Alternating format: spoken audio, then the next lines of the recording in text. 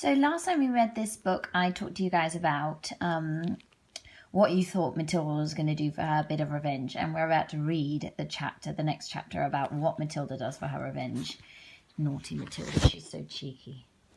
Okay, the platinum blonde man. There was no doubt in Matilda's mind that this latest display of foulness by her father deserved severe punishment. And as she sat eating her fried fish and fried chips and ignoring the television, her brain went to work on various possibilities. By the time she went up to her bed, her mind was made up. The next morning she got up early and went to the bathroom and locked the door.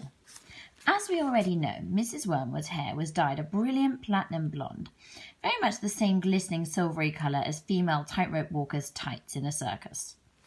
The big dyeing job was done twice a year at the hairdresser's, but every month or so in between, Mrs. Wormwood used to freshen it up by giving it a rinse in the wash basin with something called platinum blonde hair dye, extra strong. This also served to dye the nasty brown hairs that kept growing from the roots underneath. The bottle of platinum blonde hair dye, extra strong, was kept in the cupboard in the bathroom, and underneath on the title on the label, underneath the title on the label were written the words, "Caution, this is peroxide, keep away from children." Matilda had read it many times with fascination. Matilda's father had a fine crop of black hair, which he parted in the middle, and which he was exceedingly proud of. Good, strong hair, he was fond of saying, means there's a good, strong brain underneath. Like Shakespeare, Matilda had once said to him. Like who? Shakespeare, Daddy. Was he brainy? Very, Daddy. He had masses of hair, did he? He was bald, Dad. To which the father had snapped, "If you can't talk sense, then be quiet."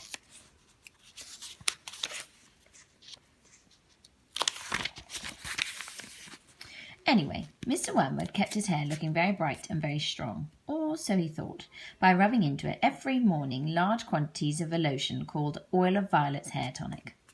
A bottle of this smelly purple mixture always stood on the shelf above the sink in the bathroom alongside the toothbrushes, and a very vigorous scalp massage with Oil of Violets took place daily after shaving was completed.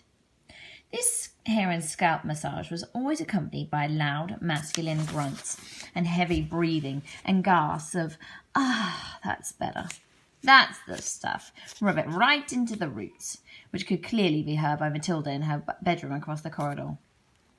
Now, in the early morning privacy of the bathroom, Matilda unscrewed the cap of her Oil of Violets and tipped 3/4 of the contents down the drain. Then she filled the bottle up with her mother's platinum blonde hair dye, extra strong. She carefully left enough of her father's original hair tonic in the bottle, so when she gave it a good shake, the whole thing still looked reasonably purple. She then replaced the bottle on her mum's shelf above the sink, taking care to put her mother's bottle back in the cupboard. So far, so good. At breakfast time, Matilda sat quietly at her dining room table, eating her cornflakes.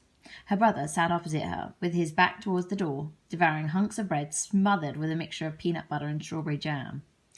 The mother was just out of sight, around the corner in the kitchen, making Mr. Wormwood's breakfast, which always had to be 2 fried eggs on fried bread with 3 pork sausages, 3 strips of bacon, and some fried tomatoes. At this point, Mr. Wormwood came noisily into the room. He was capable of entering any room quietly, especially at breakfast time. He was incapable of entering any room quietly, especially at breakfast time. He always had to make his appearance felt immediately by creating a lot of noise and clatter. One could almost hear him saying, "It's me, here I come." The great man himself, the master of the house, the wage earner, the one who makes it all possible for all of the rest of you to live so well. Notice me and pay your respects. On this occasion, he strode in and slapped his son on the back and shouted, "Well, my boy, your father feels he's in for another great money-making day today at the garage. Got a few little beauties I'm going to flog to the idiots this morning. Hey, where's my breakfast?" "It's coming, treasure," Mrs. Wormwood called from the kitchen. Matilda kept her face bent low over her cornflakes. She didn't dare look up. In the first place, she wasn't sure at all what she was going to see, and secondly, if she did see what she thought she was going to see, she wouldn't trust herself to keep a straight face. The sun was looking directly ahead out of the window, stuffing himself with bread and peanut butter and strawberry jam. My question for you guys today is, what on earth is Matilda going to see when she looks up at her dad?